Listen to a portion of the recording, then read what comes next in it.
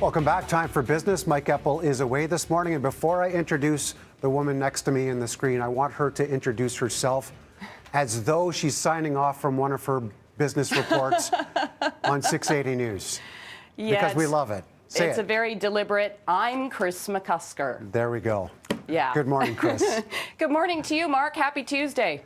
Yes, indeed. But there's going to be some mixed reaction to the Air Canada bailout this morning. Yeah, no, but I mean, in fairness, this has been long talked about, and some would say long time coming. We do have a federal aid package now in place for Air Canada, and it's somewhat interesting here. This deal comes by way of loans and equity. So, in other words, our government, which sold off its ownership interest back in the 1980s, will once again own a piece of Canada's largest airline, buying 500 million shares or $500 million in shares at a discount. In return, Air Canada has agreed to restrict share buybacks and dividends. That might have investors a little unsettled, let's say. The airline also promises to maintain employment levels, and executives will not be allowed to earn more than $1 million. And big sigh of relief here, Mark. Customers will get refunds. The government also says talks are ongoing with other airlines, including WestJet and Transat. Now, shares in Air Canada a little higher yesterday, and they've pretty much come back from the lows that we saw.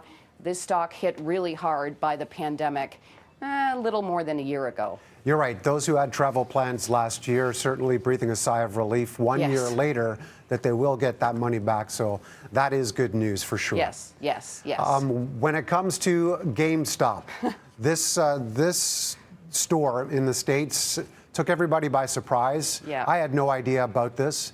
And then all of a sudden it blew up, and now it seems to be going back down again. Yeah, now not so much. And I'm old enough to remember when GameStop was all the rage. It was back in, January, February. It was looking at a gain year to date of like 1,000%. The stock today will try to avoid a 7th straight losing day. So it seems this rally might have hit a snag. Reports this morning say the company is looking to replace the chief executive, George Sherman, and this would be the latest change since the founder of Chewy, Ryan Cohen, joined the board back in January. Reports say that he's the one driving this CEO change. Sherman has been the video game retailer's CEO for about 2 years. Now, GameStop lower yesterday by 11%, still up by 650% year to date. And as of last check, Mark, it is in the red pre-market today. So on track for a 7th straight losing day. And I do remember your colleague Richard Southern saying at one point he got in, very quickly got out, and made a little bit of money in the meantime. Yes, holding that stock is not for the faint of heart, I will say that. True. Okay. Magna International, a Canadian company getting into business overseas in the electric vehicle business. Yeah. It's actually wading a little further into the electric vehicle market. This time it's got a deal with an Israeli startup. It is called Automotive, and the two companies will come together to develop a modular electric vehicle.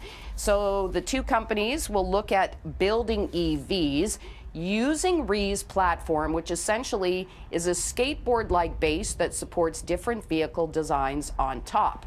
No details on the financial terms, and it's not clear when the products might be ready. Magna has been talked about as a potential partner for a self-driving car from Apple, and it's already made cars under contract for BMW and Jaguar Land Rover.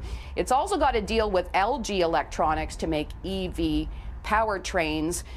So if you think maybe electric vehicles are the thing of the future, you'd likely be right.